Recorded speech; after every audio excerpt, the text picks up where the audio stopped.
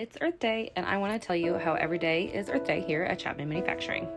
If you're new here or haven't seen our other videos, we are a woman-owned manufacturing company based out of Durham, Connecticut that makes 100% USA-made screwdriver sets. The company started in Old Man Chapman's garage in 1936, and we've been at our current location, which is just around the corner, for the last almost 60 years. Chapman's grounds became a National Wildlife Federation certified wildlife habitat in 2013, something we are very proud of. We removed countless loads of invasive plants that had engulfed too much of our property over the years and planted wildlife gardens that are beneficial to pollinators.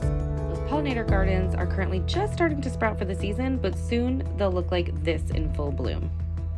Throughout the warmer seasons, we get to see the bees, hummingbirds, and caterpillars enjoy the various plants and offerings. We have taken in dozens, honestly we've lost count over the years, of monarch caterpillars and release them as butterflies for migration every season. Gardens are not only beautiful to look at, they also focus primarily on native plants to create natural habitats for all the little creatures that surround us. So that's outside. Inside Chapman, we make every effort to repurpose whatever we can. We don't purchase any packing material for the thousands of shipments that we send out per year. This is Shred Sullivan. Shred allows us to repurpose the cardboard from deliveries we receive and use it as packaging. Each of us also brings in any packing material from home that we've received. Think about extra air bubbles or bubble wrap, and reuse them for our packages that we're shipping.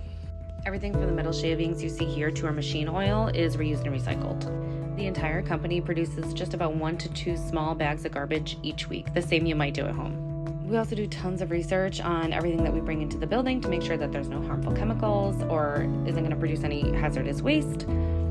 We are small, but we want to do our part, and we are environmentally conscious 365 days of the year. We choose an environmental initiative every year. Check back to learn this year's.